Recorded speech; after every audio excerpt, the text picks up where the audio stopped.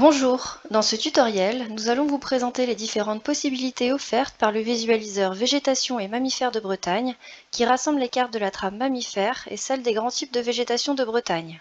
Grâce à cette application, vous pourrez consulter les données brutes et de synthèse et les superposer entre elles, ainsi qu'avec d'autres cartes comme les trames vertes et bleues et les exporter sous forme d'images. Pour accéder au visualiseur, il faut entrer cette adresse dans n'importe quel moteur de recherche. La page d'accueil rappelle les principales caractéristiques des données et les points d'attention. Toutes les données sont accessibles dans la fenêtre de gauche. Pour accéder aux données de la carte des grands types de végétation, il suffit de cliquer ici. L'onglet Carte par département contient toutes les données brutes. Je peux par exemple afficher ici la carte des grands types de végétation des Côtes d'Armor et zoomer sur la zone qui m'intéresse. Je vais prendre comme exemple l'Agnon-Trégor Communauté. On voit que ce territoire est très cultivé au nord-est. Il est très urbanisé sur l'ensemble de son littoral.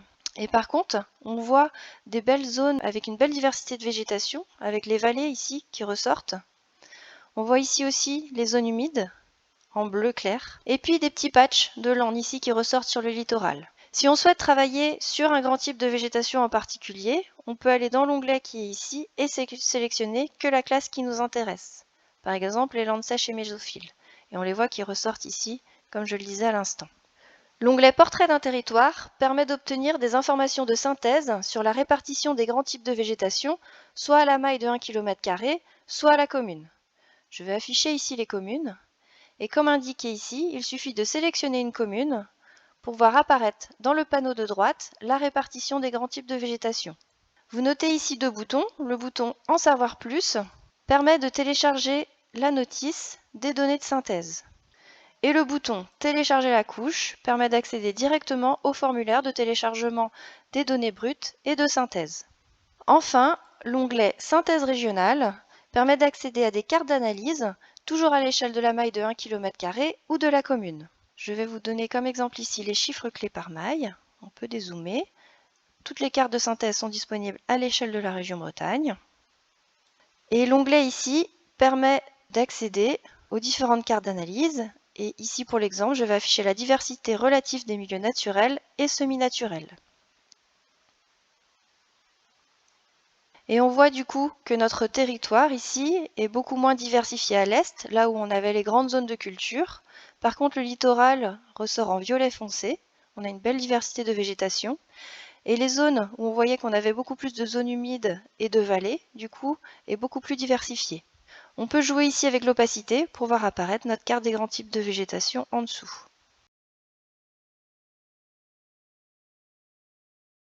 Bonjour, je vais maintenant vous présenter comment utiliser ce navigateur pour explorer et manipuler les cartes de la trame mammifère de Bretagne. Pour commencer, on peut développer le menu à gauche qui comporte 4 onglets, donc 3 qui regroupent les différentes espèces par catégorie, les chauves-souris, les mammifères du bocage et les mammifères semi-aquatiques, et un onglet pour les données de synthèse avec en premier lieu la carte des zones de continuité régionale essentielles aux mammifères. Donc c'est une carte de synthèse qui rassemble en une seule information les continuités des 12 espèces traitées dans l'outil. Donc ça permet une lecture assez directe et globale du territoire. Pour l'Agnon-Trégor Communauté, par exemple, on voit rapidement apparaître des zones beaucoup plus pauvres et lâches en continuité autour des zones de grande culture, du plateau légumier, ou à l'inverse des zones de continuité importantes le long des vallées fluviales, le long du littoral et de l'arrière-littoral, et même des zones de continuité régionale majeures, comme ici par exemple le long de la vallée du Léguer. Donc comme pour les cartes de végétation, si je clique sur ce petit bouton, j'obtiens des précisions sur la carte, et en allant sur En savoir plus, on ouvre le catalogue Géo-Bretagne, et depuis cette fiche de métadonnées, on va pouvoir télécharger les cartes, accéder au flux, trouver une fiche parent qui rassemble toutes les cartes, et puis ouvrir la notice. Donc de manière assez classique, la notice de la trame mammifère de Bretagne comprend un mode d'emploi, explique comment a été construit l'outil et comporte des fiches. Donc des fiches espèces sur lesquelles on reviendra tout à l'heure, et une fiche plus territoriale, donc, que je vais ouvrir maintenant, qui identifie par territoires intercommunaux les enjeux et responsabilités de conservation et de rétablissement des continuités écologiques pour chacune des 12 espèces. C'est-à-dire que pour chaque territoire intercommunal, certaines espèces vont présenter plus d'enjeux qu'en moyenne sur le territoire régional, et donc le territoire a une responsabilité plus forte vis-à-vis de ces espèces. Donc ça peut permettre de faire un premier filtre. Si on ne veut pas s'intéresser à la totalité des 12 espèces, on peut se concentrer sur ces espèces à plus forte responsabilité. Dans notre cas, pour l'Agnon Trégor communauté, le grand et le petit rhinolophe qui présentent des enjeux de conservation, comme la loutre, et puis une espèce, le murin de Daubenton, c'est une chauve-souris, qui concentre à la fois des enjeux de conservation et de rétablissement des continuités.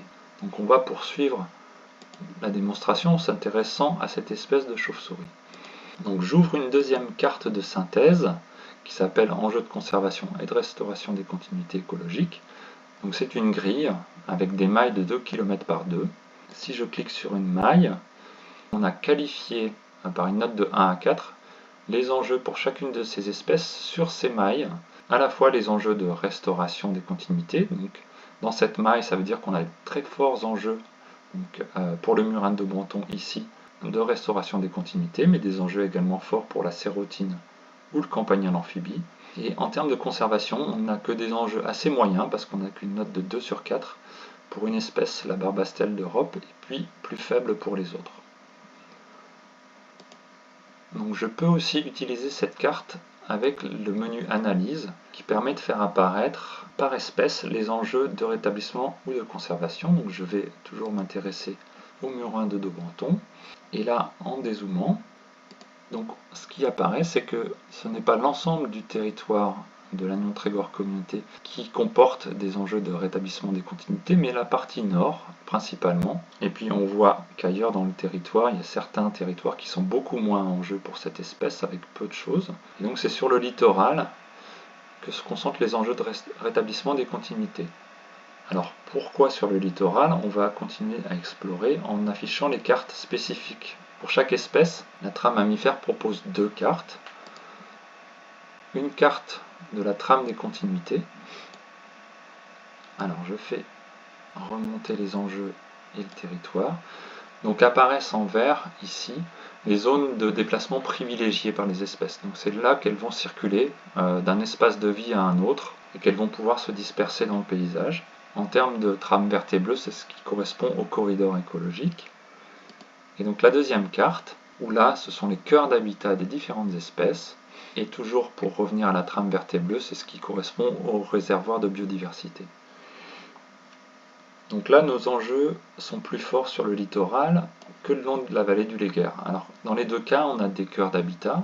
Donc, ce qui différencie les deux zones, c'est que le long de la vallée du Léguer, ces habitats, ils sont continus, très proches les uns des autres, et au sein d'une matrice avec des continuités assez favorables, qu'on voit en dessous, contrairement au littoral, où les cœurs d'habitat sont un peu plus petits, dissociés les uns des autres, un peu dispersés, et puis sans possibilité de circuler facilement pour les espèces d'un cœur d'habitat à un autre. Et donc c'est pour ça que les enjeux ici sont vraiment de restaurer ces continuités pour relier à nouveau ces cœurs d'habitat.